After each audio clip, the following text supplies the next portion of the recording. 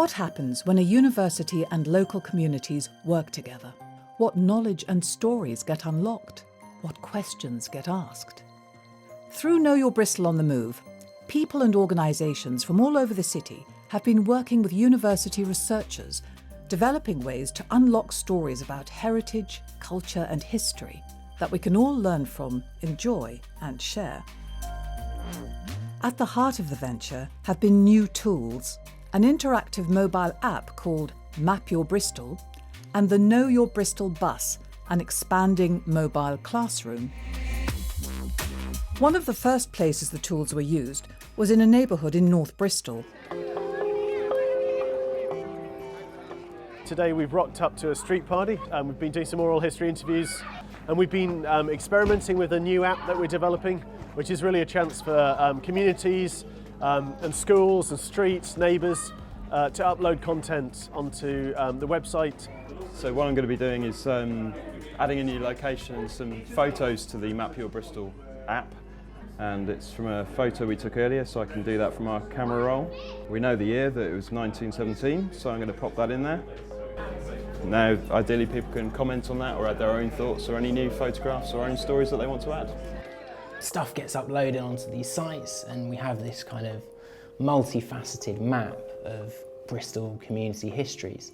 We create history, we create culture together. It's a brilliant record of what life is like for real Bristolian people and how our city is and how it's changing. At the Bristol Record Office, Know Your Bristol on the Move has been helping to mobilise volunteers to help with the digitisation of postcards from an historic collection. The Vaughan collection was about 11,000 postcards. We've been running as a project in collaboration with the Bristol Record Office to train and support volunteers who've been coming in and actually properly cataloguing this immense local history. Well, what we ask our volunteers to do is to search through the catalogue of postcards and to identify maybe just an area of Bristol or a subject within the catalogue that interests them. And once that research is complete, adding that to the Know Your Place website where we have a dedicated layer. So this wonderful visual catalogue of Bristol through postcards is now available on Know Your Place, with each postcard fixed to its place on the map. Not all the community collaborations feature the use of the Map Your Bristol mobile app. We've got a group of people who are all to do with Single Parent Action Network, and together we are researching the history of women's work in the local area. For this strand, I felt like the website was quite distant from the work we were doing, and I wanted to do something that was very hands-on and a bit more low-tech. And then we're making an exhibition which is going to be at the Silli Centre. We realised when we started it that there weren't a lot of women involved in the history of Bristol. We decided then that we would need to put some women's history on the map. It's really important. You've got a thing on the wall there about a walk around Bristol with different things that are relevant to women and how the challenges they've had in Bristol. And if possible, I'd like to go and see a few of those things. The project has also helped reconnect communities with lost archives.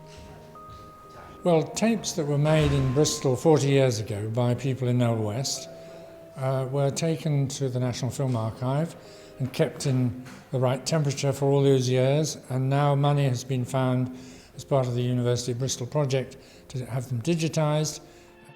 And this week we've actually been able to show people. So we're having an installation, we're showing all of the footage in its entirety on the large screen, and we've also got students working with the footage to create short sequences. And we have a whole range of different themes in the Knowle West Media Training Centre where community members can come in, watch the footage and contribute their own information and knowledge about the material. It's an archive of what people were like, how they lived, what their thoughts, what their views, what their opinions were at that time.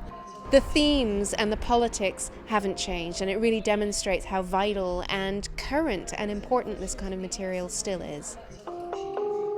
As part of the project, the Map Your Bristol app is being used as a learning tool in schools.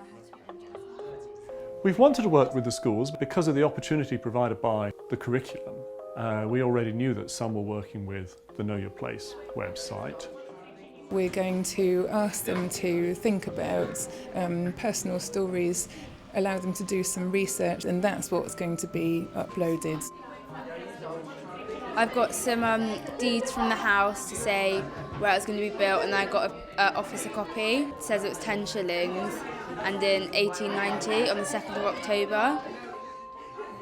The value I feel is that so many students do not appreciate that they are history and that their families are significant, that history isn't just about, you know, people that they would consider to be famous, that actually their human achievement is worth recognising.